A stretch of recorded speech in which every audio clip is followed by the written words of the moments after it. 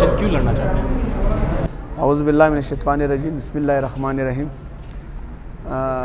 जैसे कि आप मीडिया वालों का और जितने आपके सोशल इस टाइम चल रहे हैं एक्टिविटियाँ, आप सबको पता है कि इलेक्शन तरह तरह के इलेक्शन हो रहे हैं, लोग तरह तरह के इरादों से आ रहे हैं। हमारा मंशूर और हमारा इरादा ये है, सब इलाके वाले को पता है, हम आज से नहीं कर रहे हैं, हम आज से खिदमत में नहीं निकले हैं।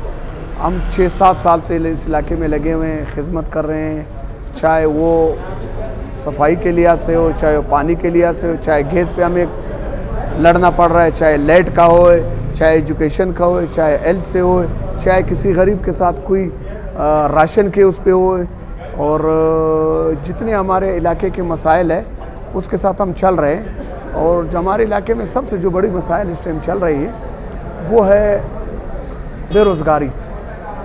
अब मेरा मेन पॉइंट ये है कि जो काम हम कर रहे हो तब भी कर रहे हैं बगैर इलेक्शन का। इलेक्शन में आने का हमारा मकसद ये है, जिस पे आप लोग भी अल्हम्दुलिल्लाह आप मीडिया वाला आज पूरे कोयटा शहर में, सिटी में आप अपना इंटरव्यू ले रहे हैं। उसका मेन रीज़न ये है कि आप क्यों इलेक्शन लड़ रहे हो और आपका विज़न क्या है। हम इलेक्शन इसलिए लड़ रहे हैं, हमारा विज़न ये है कि हम गरीबों का खिदमत कर सकें, हम बेरोज़गारी दूर कर सकें। हमारे इलाके में जो मसाइल है, काफ़ी मसाइल है, इस मसाइल को हम इस इलाके से दूर करें, इसके लिए हम लोग निकले हैं। और इंशाअल्लाह अल्लाह ने किया तो ये ख़त्म भी होएगा, और इंशाअल्लाह अगर अल्लाह ने हमें मौका दिया तो इंशाअल्लाह 3 से 4 हज़ार 5 हज़ार नौकरियाँ इस इलाके में ला के हम इंशाअल्लाह इन बेरोज़गार नौजवानों को देंगे भी।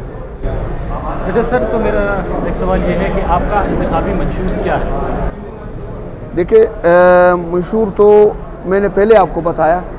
सबसे पहले तो इलाके का यही खिदमत है कि मैंने आपको कहा कि इलाके का बहुत ज़्यादा यहाँ पर जो है मसाइल चल रहे हैं। यहाँ पर आपका जो है सबसे पहले हेल्थ का चल रहा है मसला। हमारे हेल्थ का कुछ यहाँ पर नहीं है। हमारे हेल्थ पे ना यहाँ पे सरकारी कोई हॉस्पिटलें इस तरह है हमारे इस इलाके में, न सरकारी कोई ऐसे कैंप लगे हैं, न सरकार की तरफ से इस जो हमारे गुजरे हुए जो हुक्मरान हैं उन्होंने इतना कुछ यहाँ पे नहीं किया है कि हमारे यहाँ पे एक छोटा सा क्लिनिक खोल दे सरकार से। हालांकि सरकार सब कुछ करते हैं, उनके पास सब वसाइल है। सरकार से, गवर्नमेंट से मुराद ये जो पिछला गवर्नमेंट गुजरा है उसने सब कुछ किया है। आपका नुमाइंदा अगर कमज़ोर हो तो आपके पास कुछ भी नहीं आएगा। यहाँ पे हमारा सबसे बड़ा मसला हेल्थ, एजुकेशन, गैस, बिजली, नौकरी, बेरोज़गारी, ये हमारा मेन चीज़ें हैं जिस पे हम फोकस करेंगे।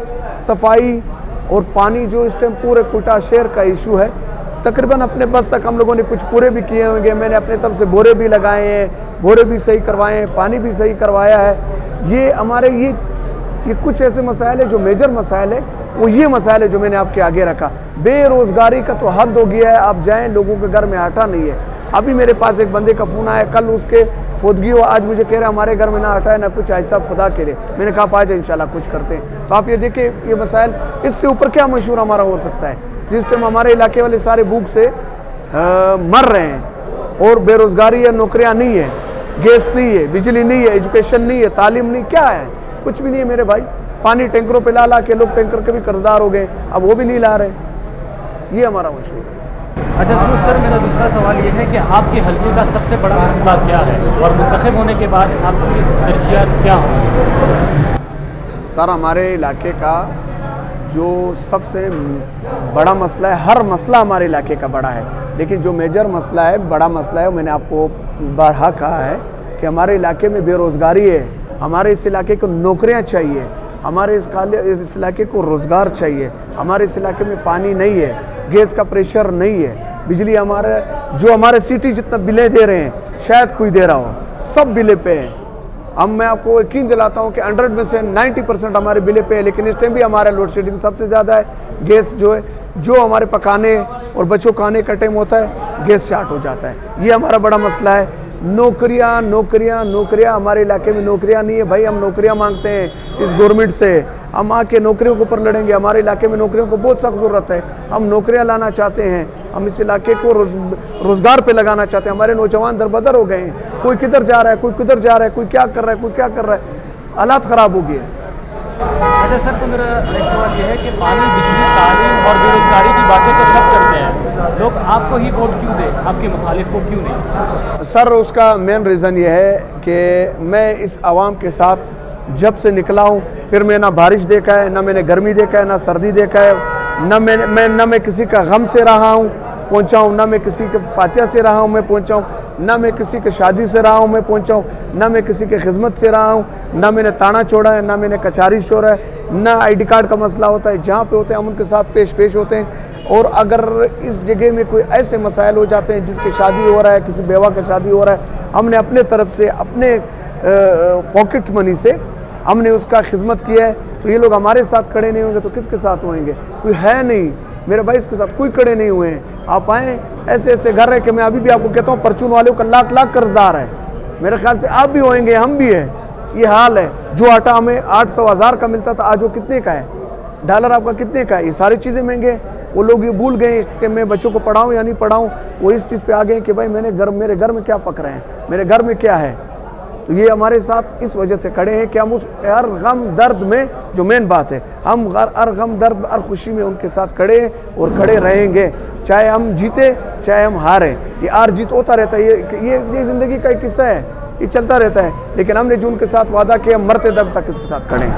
अच्छा सर, मेरा आखिरी सवाल ये है कि आपकी नज़र में अगली हुकूमत बलूचिस्तान कौन बना रहा है और आपकी नज़र में अगला CM कौन बनता नज़र आ रहा है? ये आपने एक बहुत ज़बरदस्त खूबसूरत सवाल किया, जो मैं अपने सारे बलूचिस्तान को बताना चाह रहा हूँ, और खुसूसन हमारे सिटी को मैं बताना चाह रहा हूँ कि हमारा नेक्स्ट CM इंशाल्लाह हमारे बलूचिस्तान अवामी पार्टी बाप पार्टी का होएगा इंशाल्लाह।